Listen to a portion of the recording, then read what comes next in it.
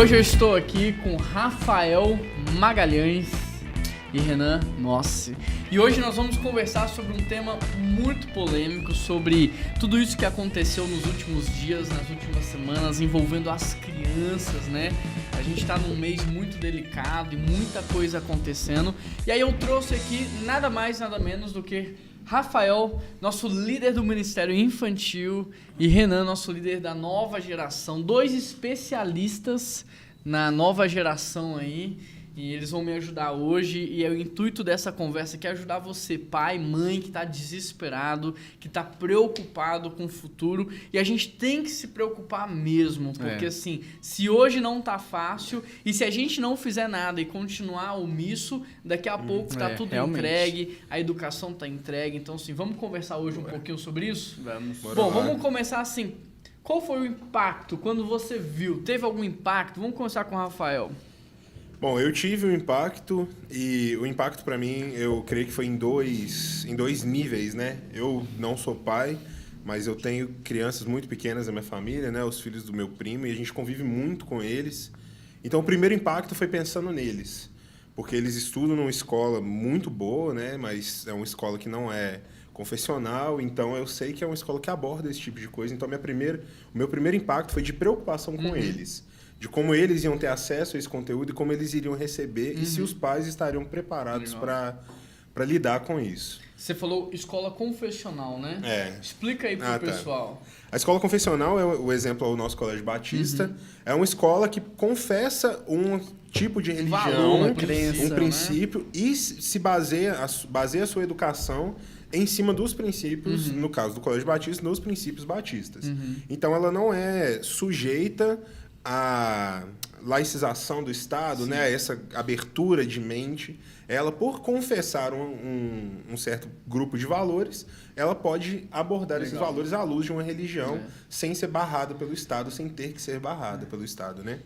Então, esse foi o meu primeiro impacto, a preocupação com as crianças que eu tenho na minha família. E minha segunda preocupação foi com as crianças do Brasil, de modo geral, porque eu sei que os pais não estão preparados para receber esse tipo de coisa. Não sabe lidar, né? Não sabe lidar. Às vezes não sabe nem o que significa esse termo que eles estão usando aí do mês, né? Então, é uma situação complicada, né?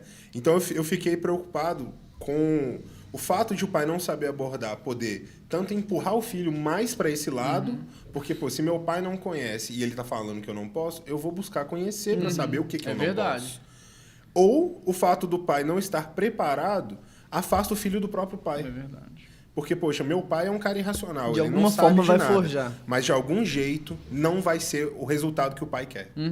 Por não estar preparado, o pai nem sabe qual que é o resultado que ele quer com aquele alarde, aquele impacto que essa coisa traz na vida do filho e na vida da família. E você, Renan? Cara, a minha reação foi espanto. Espanto porque, de maneira muito sutil, aos poucos isso vai introduzindo. E tudo bem, mas o problema foi usar crianças. E diante daquele espanto, minha esposa estava do meu lado na hora, a minha reação foi: eu devo fazer algo ou eu não devo fazer algo? Devo me pronunciar ou eu não devo me pronunciar? E na hora o Espírito Santo tocou no meu coração e falou assim: cara, você é influência na sua geração. Por mais que para poucas pessoas, mas é. Então você precisa se posicionar. E eu me posicionei porque é como o Rafa falou, aquilo de alguma forma vai causar algo nas famílias, nem todo mundo está preparado. E uma coisa é a gente ter isso em propaganda, ver na rua, mas você usar crianças para falar que vai induzir outras crianças a assistirem é totalmente diferente. Sim. Ainda mais um fast food que é voltado para o público infantil. Sim.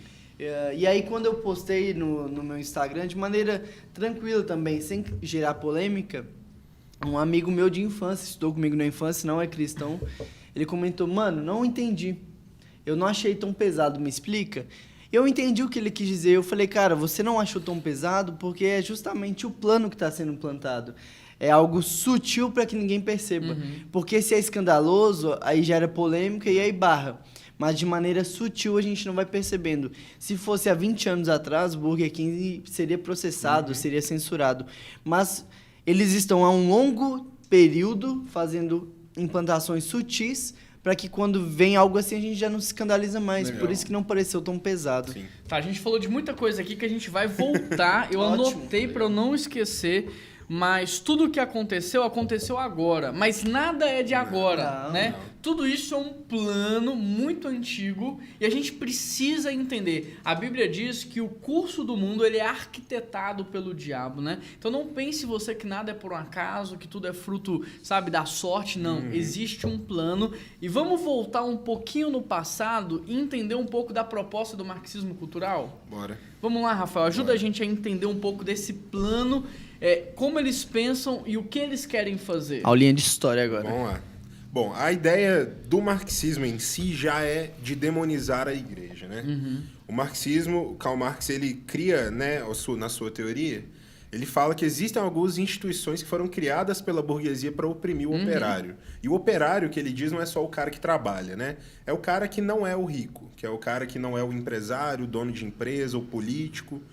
Então, ele fala que a igreja é uma dessas instituições, que foi criada pelos ricos para fazer você tirar do seu dinheiro e dar para eles, para fazer você ser passivo no seu trabalho. Então, para Marx, a frase de o trabalho enobrece o homem é uma forma de oprimir. O dízimo é uma forma de oprimir.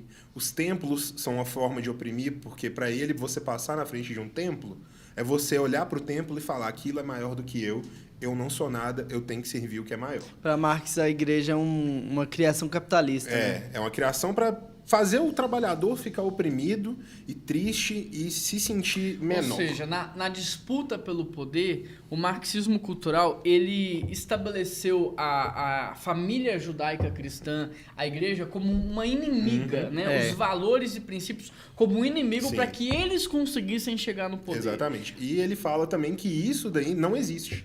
Porque para ele o natural do homem não é viver nesses valores.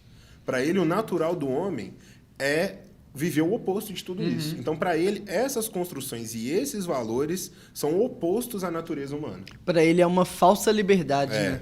Então, uma vez que eles estabelecem isso como um empecilho para que eles cheguem ao poder, uma vez que eles colocam alvos, né? O que acontece? Desde a antiguidade, então, vem se trabalhando para quê? Para destruir valores e princípios da família cristã. Ou seja, começa a destruir a imagem do homem, depois da imagem da mulher, e nisso você tem o machismo, que é uma deturpação da identidade masculina, e o feminismo, que é uma deturpação da imagem feminina. E hoje, depois do homem e da mulher, a gente viu se atacar o casamento e hoje a gente vê se atacando as crianças. Por quê? Guarda essa frase no seu coração. Padrão de pensamento modela comportamento e comportamento autoriza intervenção espiritual. Como você falou no começo, que isso é algo que vem a longo prazo. E é tão verdade porque as frases que o Rafa trouxe de Karl Marx são impactantes, são espantosas pra gente. E é contra a igreja. Mas falando isso aqui, a gente vai ofender a muitos cristãos. E olha como isso vem sendo plantado sutilmente. Pessoas dentro da igreja são adeptas a Karl Marx, que é totalmente contra a igreja. Por quê? Isso foi plantado lá atrás. Exatamente. Está sendo colhido nas escolas e Padrão de faculdades. pensamento modela comportamento. Exatamente. Então, uma vez que eu deixo a minha Bíblia de lado para estudar qualquer outra coisa, eu vou ficando alienado. Então, assim, um filho de Deus, ele tem que estudar a ciência? Tem, claro, não estou discordando disso. Mas a gente estuda a palavra e depois a ciência. A ciência, ela é uma consequência natural de tudo que está na Bíblia. Cara, a Bíblia fala de física quântica, a Bíblia fala de biologia, a Bíblia traz princípios de cirurgia.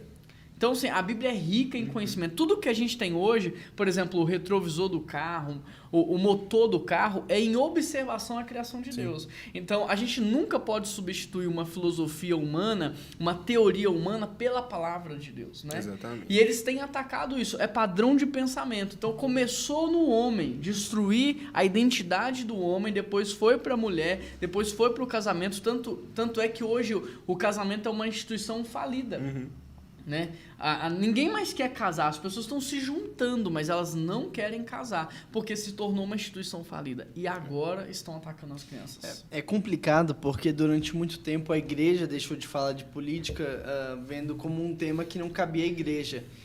E a escola, a faculdade, investindo pesado nesse assunto, disfarçando não falar de política, mas falando de ideologia. E por isso a igreja ficou um pouco para trás nesse assunto. E hoje, quando a gente fala, a gente ofende algumas pessoas, é delicado.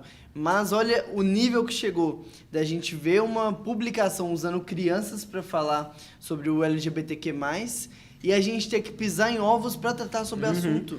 A gente não tem que estar aqui falando do ponto A e do ponto B da política, mas a gente tem que aprender a olhar para a política com base na Bíblia. Cara, o que esse político pode fazer pelo bem da minha cidade, pelo bem da minha família? Aí você tá falando duas coisas, né? A questão da empresa se posicionar e a questão das crianças. Da igreja. Da empresa se posicionar e a igreja não tá se posicionando, certo. E a questão das crianças. Acho que são duas coisas que vale a pena a gente conversar aqui um pouquinho mais.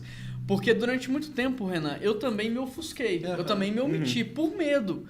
Puxa vida, mas eu vou acabar frustrando alguns cristãos. Desagradando algum lado. Hoje a gente vive uma polaridade muito grande, uma polarização muito grande.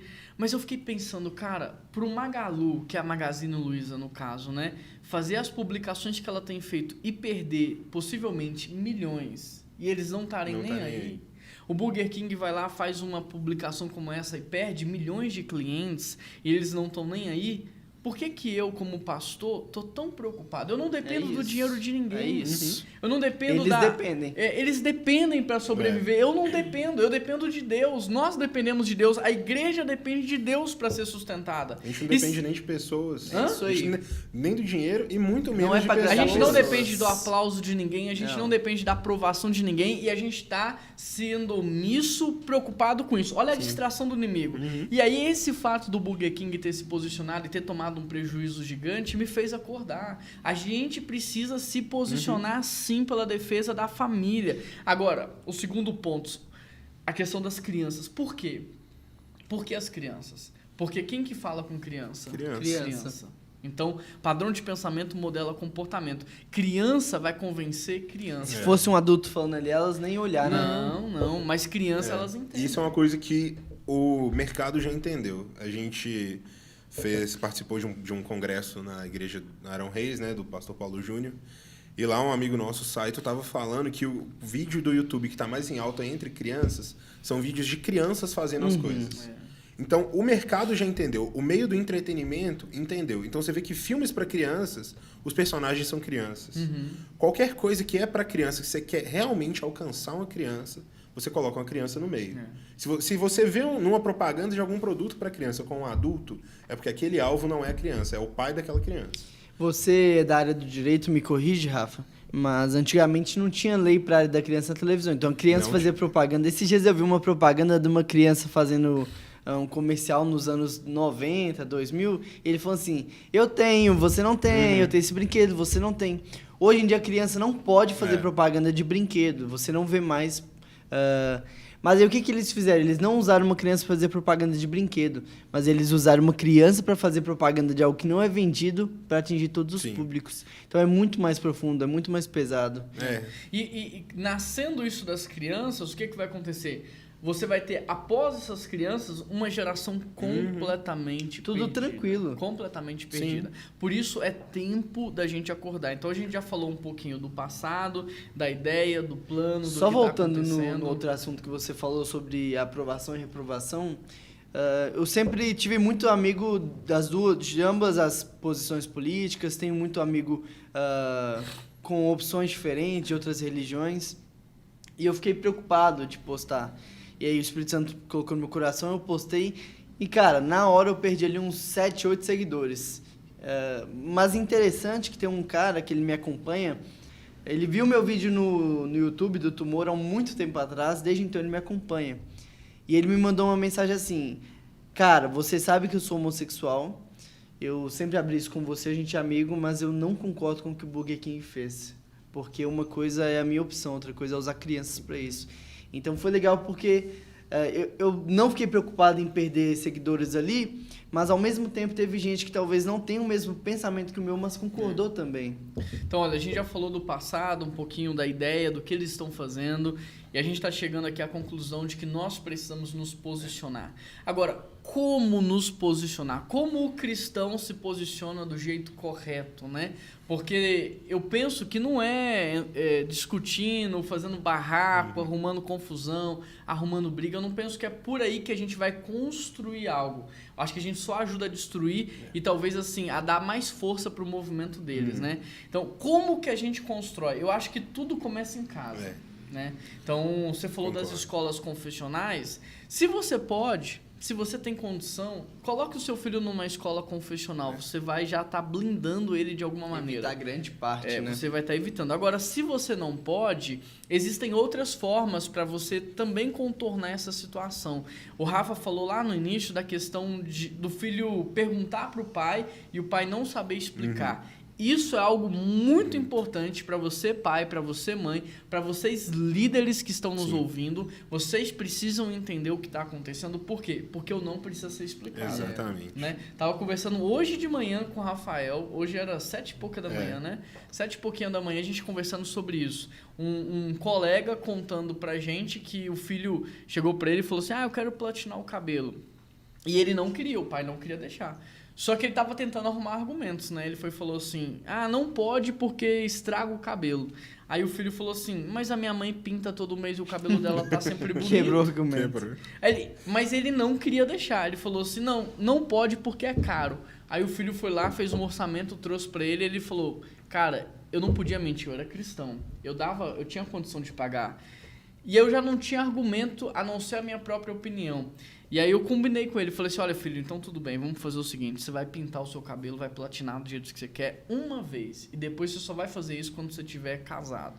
E aí foi, e assim aconteceu. Mas por que eu tô contando essa ilustração? Porque ele tem que ser explicado. A criança, ela precisa entender, porque quando ela obedece discordando, ela ainda tá discordando. Né? E quando ela puder, ela vai fazer. Então ela precisa entender o porquê não pode, o porquê não é legal, o porquê não é bom. Sim. Agora, você pai, você mãe, você líder de ministério de adolescentes, jovens, discipulador, nós precisamos estudar para explicar. Né? E hoje é muito mais fácil do que em qualquer época, porque a gente tem mais informação na palma da mão do que um imperador tinha em toda a sua vida. Então, eu quero explicar para o meu filho que ele não pode usar drogas. Cara, eu tenho como fazer ali um artigo em 5 minutos explicando por que não usar drogas. Eu quero explicar para ele que é errado mentir. Eu posso mostrar para ele o malefício da mentira. A pior mentira é o porquê não, porque o porquê não vai gerar dúvida, vai aguçar a curiosidade. Instigar, né? Por exemplo, se eu falar para você que agora, e é um teste para vocês dois também, falar aqui pra vocês agora. Não imagina uma zebra rosa. Já era. Qual que foi a primeira imagem que veio na sua cabeça? Um vitral rosa atrás de vocês. Já imaginei a zebra já. Foi a zebra rosa? Quando você fala com seu filho assim, não pode porque não pode, a primeira coisa que ele imagina é ele fazendo aquilo. Sim. Agora, quando você explica, lembra da frase. Padrão de pensamento, modela comportamento. Eu lido com adolescentes e outro dia preparando uma palestrinha, uma mini aula, eu ia iniciar falando assim... Nunca pesquise pornografia. Obviamente eles iam pesquisar. Então, o que eu fiz? Expliquei tudo sobre a pornografia para no final. Nunca pesquisem sobre pornografia. Porque se eu inicio falando não faça isso, eles vão pensar, por que não? O que vai acontecer se eu pesquisar? É verdade. Ó, como se posicionar? Primeira coisa, entenda o que está acontecendo, para você saber explicar. Segunda coisa, seja um exemplo dentro de casa do que é ser um homem de Deus e o que é ser uma mulher de Deus. Porque pensa só, você está dizendo para o seu filho que ele tem que ser homem e você, mãe, está dizendo para o seu filho que ele tem que ser uma mulher, uma boa esposa, tudo isso. Só que você fala mal do marido o tempo todo, o marido ofende, grita, xinga, o menino vai olhar para aquilo e vai falar assim, realmente, isso aí tá falido. Isso aí não é família, não. Isso não funciona. Esse modelo de família não funciona. Porque eu vejo meu pai gritar com minha mãe, eu vejo minha mãe bater no meu pai, eu vejo essa confusão toda. E aí ele vê um comercial de uma criança dizendo que tem 2 pais e que é super legal, que tem 2 mães e elas são incríveis.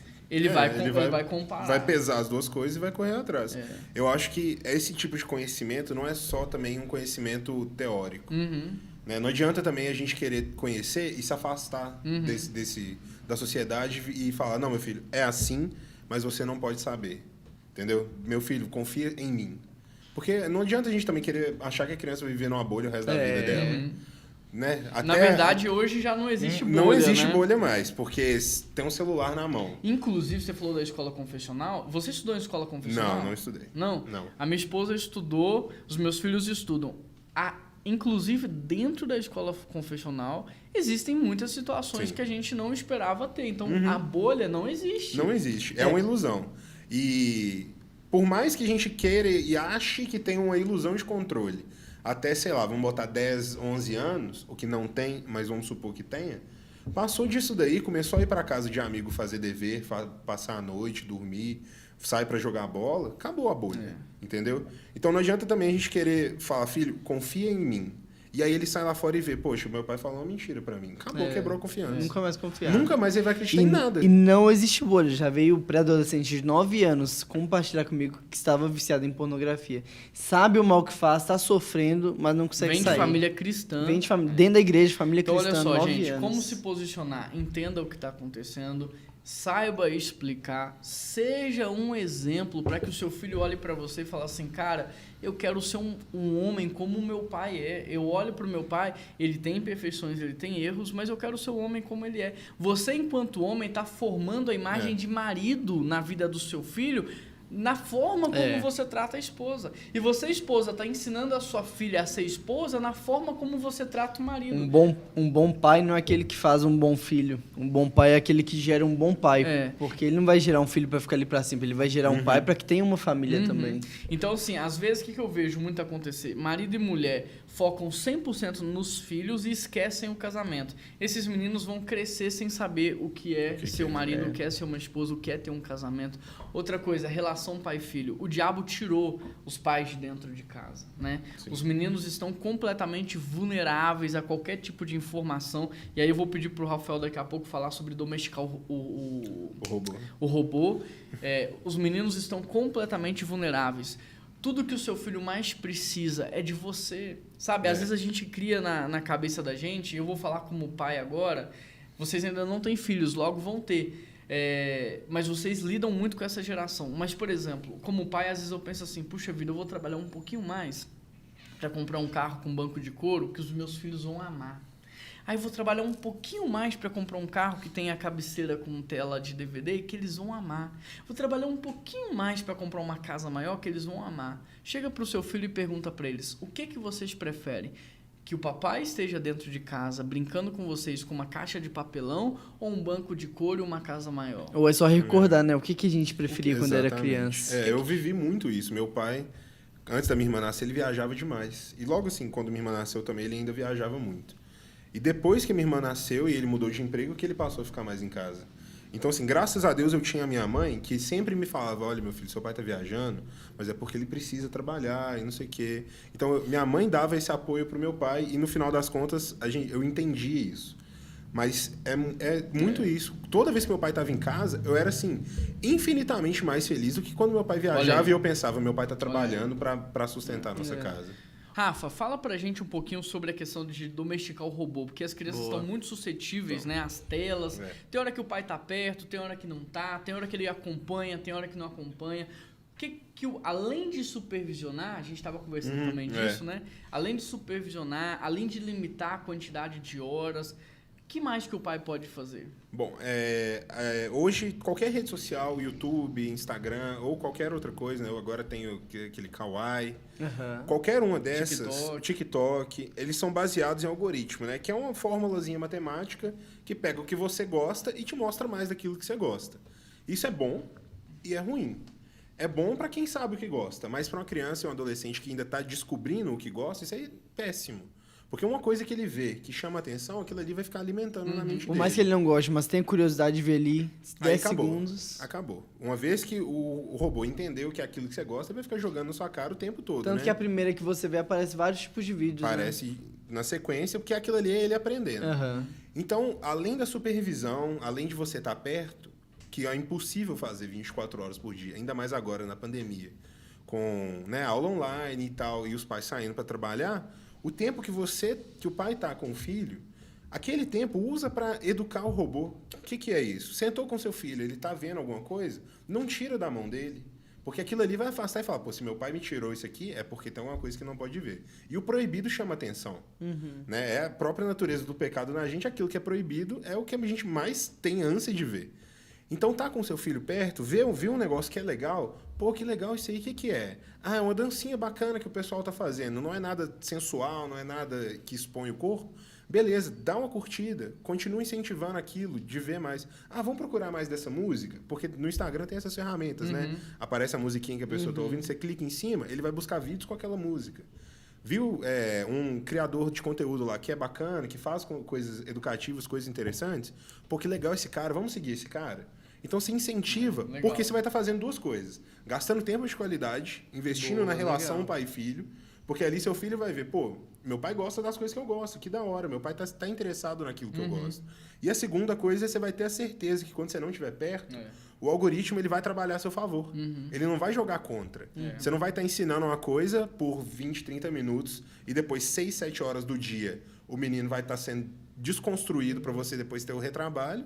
E muito pelo contrário, ele vai estar te ajudando a construir que quando você chegar em casa, seu filho vai ter visto coisas que você já sabe que são boas, e aí ele vai chegar e vai te mostrar e você vai só construir em cima disso. Como pai de 2 meninos, eu percebo que às vezes o prazer dele não é nem assistir um negócio por muito tempo, mas é ficar assistindo um pouquinho de cada coisa e clicando naquela aba que tem lá vários videozinhos, né? Então quando você pega lá o celular do seu filho, se ele tem celular, né, ou se ele já é mais velho e pode ter isso, ou se ele usa o seu celular, pega um monte de vídeo cristão, música cristã, filme cristão, desenho cristão e fica clicando em cima. Por quê? Porque o robô vai entender que é isso que você gosta e vai sugerir isso pra ele e ele vai acessar isso, né? A Marissa ela ama cachorro, né? Tudo que é de cachorro. E o meu Instagram é só carro, às vezes futebol e carro. Outro dia ela pediu meu Instagram emprestado, cara, pra que eu fui emprestar? Acabou. Só tem cachorro filhotinho, cachorro de roupinha, cachorro tomando sorvete. Perdi a graça no Instagram, nem olho mais. Então isso aí é domesticar o robô. Então a gente tá falando de como se posicionar. Seja um homem de Deus, uma mulher de Deus, um bom pai, uma boa mãe, seja presente na vida dos seus filhos. Domesticar o robô. Domestique o robô, né? É ao vivo, gente. A alegria do ao vivo é essa daí. Né? E invista para que o seu filho possa fazer parte de uma igreja, de uma comunidade. Isso faz toda a diferença. Isso vai criar fundamento. A igreja é uma plataforma de envio para a vida do seu filho. Então nunca diga assim, ó, você tá de castigo, não vai para a igreja. Seu filho tem que ficar de castigo de um monte de coisa, menos de vir na igreja. Nunca diga para o seu filho assim, você tá ficando tempo demais na igreja, eu vou cortar, eu vou proibir, eu vou diminuir.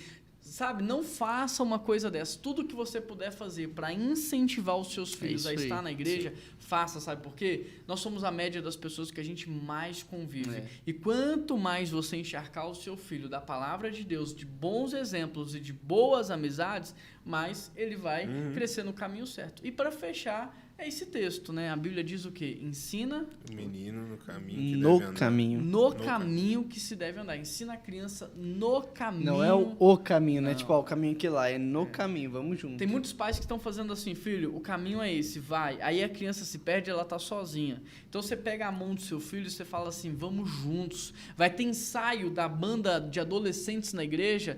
Você, pai, não tem nada para fazer? Vem pra igreja e fica aqui conversando mais. Vem com seu filho.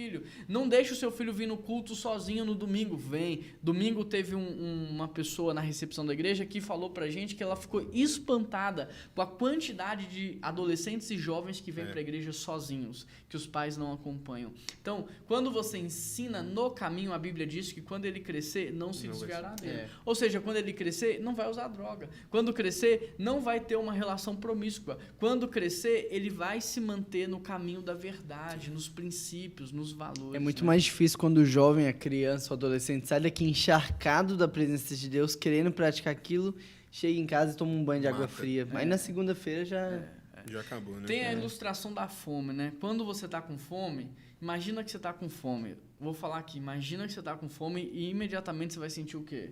Fome, né? Agora imagina aí, você com fome, abre a geladeira da sua casa e tem uma pizza lá de 5, 6 dias atrás. Uma coxinha que já tá desfalecendo de tanto tempo que já tá na geladeira.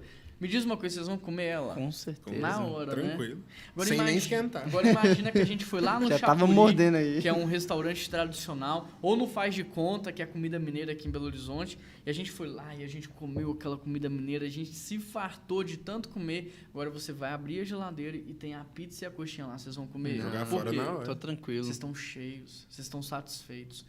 Muitos filhos, muitos meninos estão se fartando de lixo porque andam vazios, né?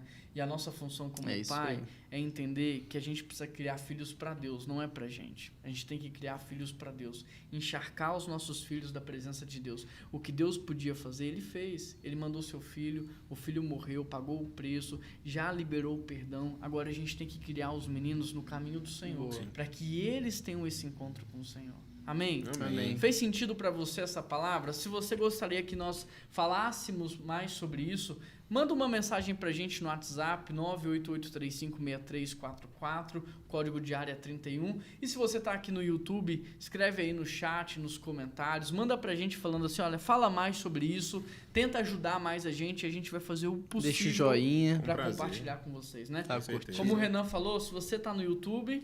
Tem uma senhora aqui da igreja que ela fala like o vídeo aí, ó.